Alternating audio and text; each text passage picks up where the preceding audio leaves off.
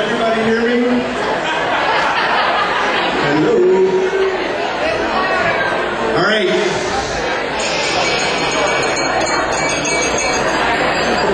For those of you who don't know me, I'm Dave, Nate's best man.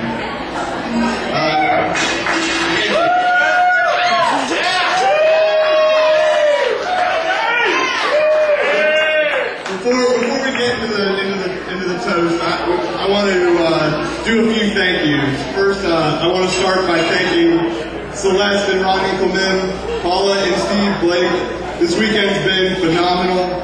I know a lot of blood, sweat, and tears goes into planning something like this, and I think I can speak on behalf of everyone here by saying thank you. It's been great. The rehearsal dinner, the baseball game was a blast. The ceremony was just beautiful. We all had a lot of fun. Great job. Also want to thank,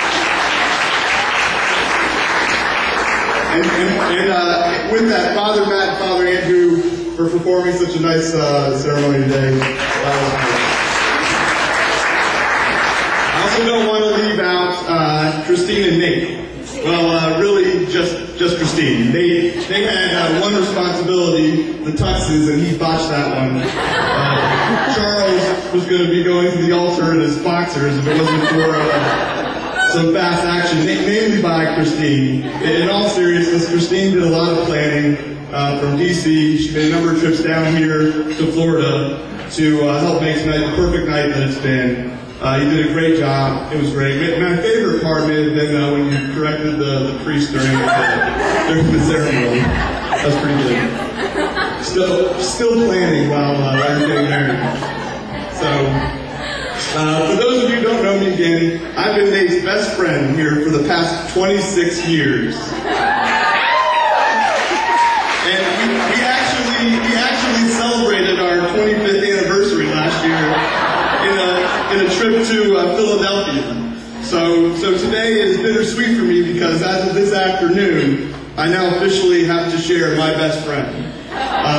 But my pain is lessened because I saw this coming. Because of my unique relationship with Nate, I will contend that I was the first to see the possibility of marriage between these two. Maybe before Nate and Christine ever knew.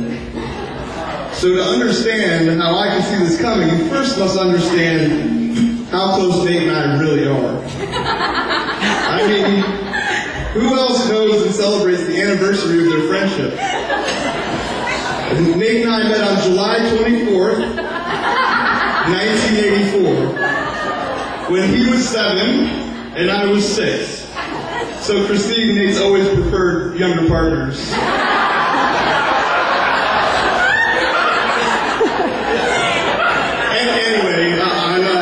On July 24th, Nate biked over to my house, this is 1984, expecting to hang out with his friend Rebel Goldstein, only to find out my family moved into Rebel's house. So from that point on, we were inseparable. As small children, we took tennis lessons and swimming lessons together, we biked to school together, played on the same Little League teams. When we got to high school, we played the same position on the high school baseball team, which meant we spent every single day together, and our relationship even survived. Nate and I competed for the same spot on the varsity team. As college rolled around, Nate ended up going to FSU, and I went to the University of Florida. This was the first major schism in our 12 years together. But our relationship only got stronger. I actually had a mattress that I kept underneath my bed in Gainesville, and we called it Nate's bed. So, because he came down so much, whenever he came down, we just pull it out, and Nate had a place to sleep. So, but since we were then now, doing long distance, we started planning trips together. And really, over the years we went to Arizona, we went hiking in Arizona, went to Mardi Gras, which was in, that story is in the alternate speech that I'm telling later tonight. But we developed a pattern of taking a fun trip every spring. Nothing got in the way of our trips, especially girls. So, since college, we continued that tradition. It turned into our annual spring training baseball trip that we take every March. We basically pick 1 week each March and try to get in as many games as possible. And so this is where it happened. In March of 2007, on our spring training trip is when I realized something was changing. Nate, who scheduled the trip, planned to stop in Lakeland, right here, right? Which made sense because of the Tigers spring training here. This is where they spring train. But the Tigers weren't playing the day we were supposed to be in Lakeland. So he said he had some friends he wanted me to meet. And that was the first time I met Christine. I thought she was nice. I thought she was cute, but they weren't dating at the time. So, but in the back of my mind, I figured, this must be someone special, if we're missing a baseball game just to meet up with her. She had to be someone special. So, let's jump forward to the next year when we're planning this trip. Nate had already made his move. Christine and Nate were a couple,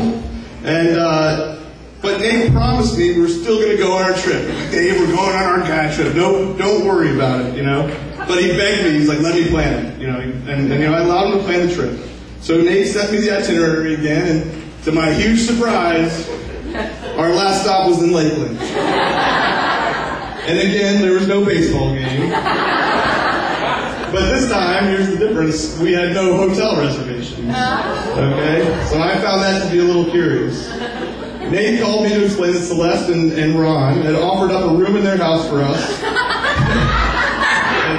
Christine's laughing because Nate and I have been through a lot of weird moments. And this may have been the most awkward because the rules of the Hinkleman house is that Nate and even when they were a couple could not share the same room, same bed. Father, you'd be proud.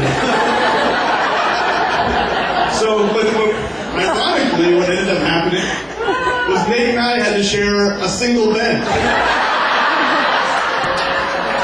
And that's the truth. As we're sharing the bed, all we can do is laugh. Which made us laugh even harder, thinking, what is everybody thinking the rest of the house? We're sharing a single bed and we're giggling like little kids. So, I got off track there a little bit, sorry. So that next morning there was no baseball game. We ended up going to Easter services at the church. So now this was a first, okay? We were bringing our suits and going to church on our annual baseball spring training trip. But since I love Nate, he's my best friend. I went along with it. But it was this weekend that I realized the Nate I knew, or the Nate I used to know, was a complete goner. And it didn't take me long to understand why. I got to know Christine that weekend, and she's the type of girl you can only hope ends up with your best friend. Aside from her obvious good looks, she's smart, she's funny, she's motivated, extremely organized, which is really good for Nate. She's fun to be around, and she comes from a great family. I can't say enough. I mean, we were there. They didn't know me at all, and they were treating me like a son. It was a blast. It was very much like Nate's family, who adopted me over the years. So that was 2 years ago now, and that was the last time Nate and I went on our guys' spring training trip. But I'm proud to say that I knew then I'd be back in that same church in Lakeland dressed in a suit. So now I want everybody to raise their glasses. And you know what we do really good at, Nate and I are really good is creating memories, and that's my wish for you guys, is I wish you a lifetime worth of great, great memories. Cheers.